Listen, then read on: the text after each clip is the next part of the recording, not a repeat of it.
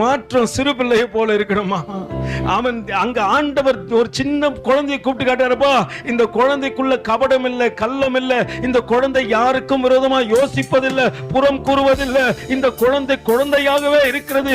இப்படியாப்பட்ட குணாதிசயத்தில் இருக்கிற மனிதர்களே பரலோக ராஜ்யத்தில் பிரவேசிப்பார்கள். அங்கே கசப்போடு, அங்கே கோபத்தோடு, அங்கே மூர்க்கத்தோடு, அங்கே பிரச்சனைகளோடு, அங்கே இது எல்லாவற்றையும் வைத்துக் கொண்டு போக முடியாது. அல்லேலூயா. நம்ம சிறு பிள்ளையை போல ஆண்டவரே, ஆமா ஆண்டவரே, உம்முடைய கருவிலே எங்களை தாங்கி கண்ணின் மணி போல என் வயது பெரிதா இருக்கலாம் ஆண்டவரே, உன் கர்ப்பத்துக்குள்ளே என்னை சுமந்து என்னை புது பிறப்பாய் மாற்றி நீ புதியவனாய் மாறிவிட்டாய். பழையவெல்லாம் ஒழிந்து போன்னு நீ புதுசாயிட்டேன்னு சொல்லிட்டு என்ன தெரிந்து கொண்டது நீதானே. அல்லேலூயா. நான் பொல்லாத மனுஷன் தாயா, தேவனுக்கு பிரியமில்லாம தான் நடந்த. ஆனா அந்த காரியத்தை எல்லாம் தேவன் பார்க்கல. என்னை மனுஷனாய் தேவன் கரத்திலே உருவாக்கப்பட்டவனாய் பார்த்தபடியினாலே என்னை அவர் சேர்த்து கொண்டார், அணைத்துக் கொண்டார், அவரோடு கூட இருக்க வேண்டும் என்று சித்தம் கொண்டார். ஆனா அதே மனநிலையில நான் இன்னைக்கு இருக்கிறேன்னு கேட்டா இல்ல.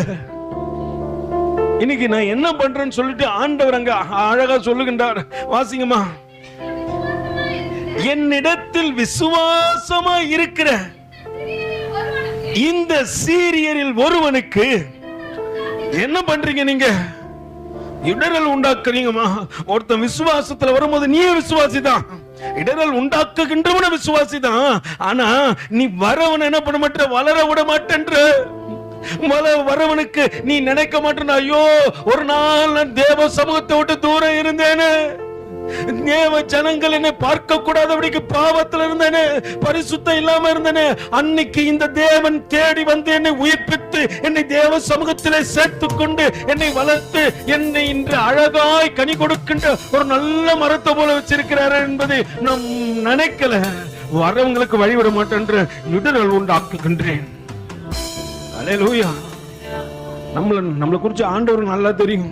ஒருவேளை உங்களை குறிச்சு எனக்கு தெரியாம இருக்கலாம். ஆனா ஆண்டவர் சொல்லிக் கொண்டே இருப்பார். நமக்குள்ள பொல்லாத காரியம், இடரல் என்ற ஒரு காரியம் இருந்து கொண்டே இருக்குது. அது அடுத்தவங்களை வளர விட மாட்டேன். நான் தேவ சமூகத்துல வளர்ந்தா போதும் நினைக்கிறது நீ தேவ சாயல் அல்ல. வரவர்களை வளர விட வேண்டும் என்று நீ என்று நினைக்கிறாயோ. இந்த சிறு பிள்ளைங்களை பாருங்களேன், சண்டை போட்ட இடத்துல போய் திருப்பி பேசும், சண்டை போட்ட இடத்துல போய் திருப்பி விளையாடும்.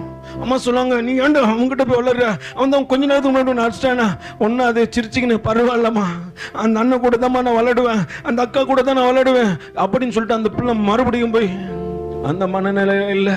இன்னைக்கு கசப்பு ஒரு முகத்தை ஒரு